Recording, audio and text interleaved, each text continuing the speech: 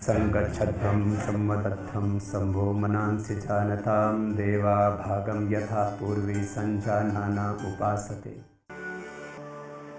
21 जून की सुबह अंतर्राष्ट्रीय योग दिवस की शुरुआत इस प्रार्थना के साथ की जाएगी।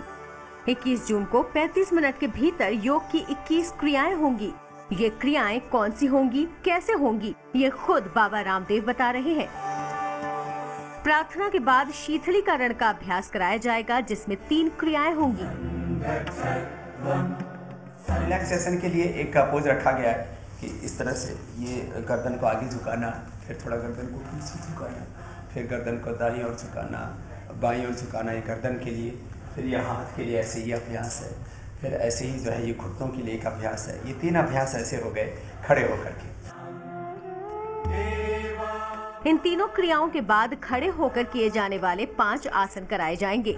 ध्यान से देखिए, शुरुआत ताड़ासन से होगी।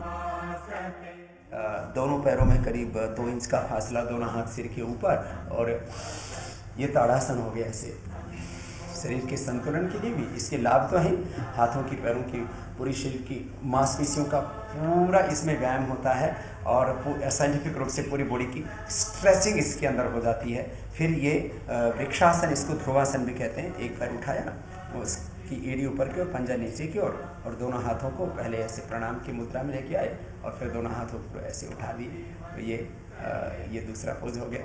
फिर दोनों हाथों को साइड से उठाया और आगे झुक गए और माथा घुटनों से लगा दिया। इसमें जितना लगा पाए इसको पादहस्तासन बोलते हैं। ऐसे झुक गए और फिर अर्धउष्ट्रासन, जिसमें दोनों हाथों का ऐसे कमर के पीछे लगाया और थोड़े ऐसे पीछे झुक गए। ये चौथा पोज हो गया। और एक इसको बोलते हैं त्रिकोणासन, जिसमें दोनों हाथ ऐसे साइड में लेते हैं और ऐसे एक हाथ को जो है इस तरह से ऊपर रखते हैं और यूँ देखते हैं। तो ये ऐसी त्रिकोणासन हो जाता है।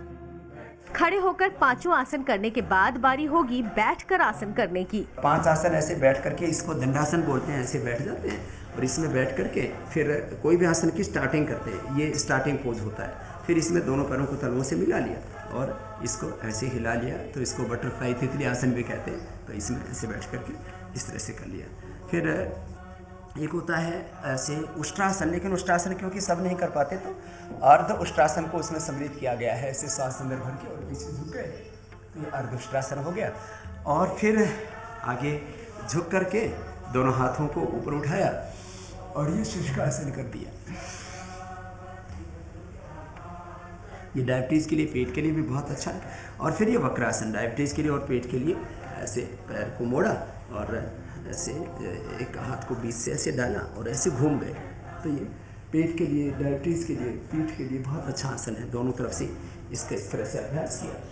तो ये बैठकर होने वाले 5 आसनों के बाद पेट के बल लेटकर भी 3 आसन करने होंगे।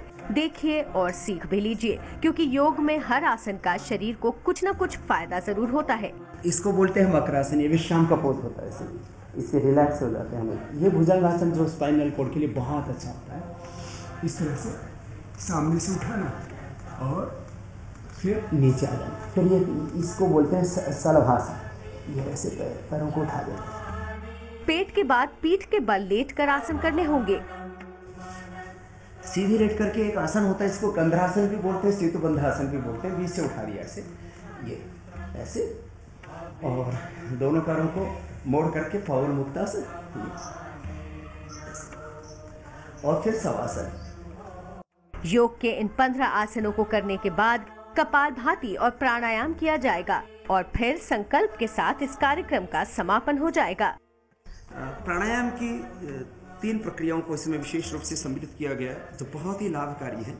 और मुझे ऐसा लगता है कि यदि ये प्राणायाम सब लोग अपना लें तो 99% दवाओं को, 99% ऑपरेशंस को अवॉइड कर सकते हैं और रोग मुक्त रह करके, सब प्रकार के तनाव से मुक्त रह करके, लाइफस्टाइल डिजीज से बच करके अपनी लाइफ को हम बहुत बेहतर तरीके से सुखमय, शांतिमय, आनंदमय जी सकते हैं जीवन को। तो एक कपालभाति लिया,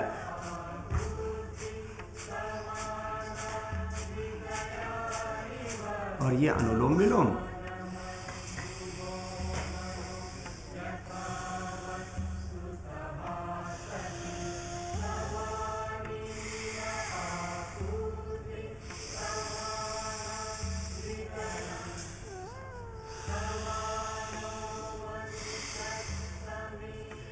कपालभाति से हमारा एक तरह से इंजन अच्छा रहेगा, और अनुलोम विलोम से इसका ड्राइवर ठीक रहेगा।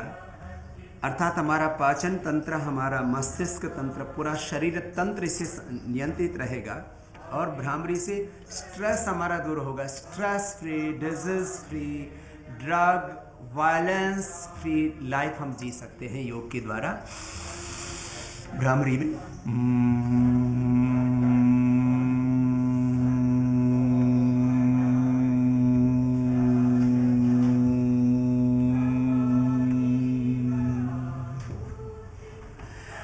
और इस 3 बार इसके करने के बाद फिर दोनों हाथ ध्यान मुद्रा में, और फिर सांसों पर ध्यान केंद्रित करके समष्टि के साथ अपने आप को समाहित अनुभव करना।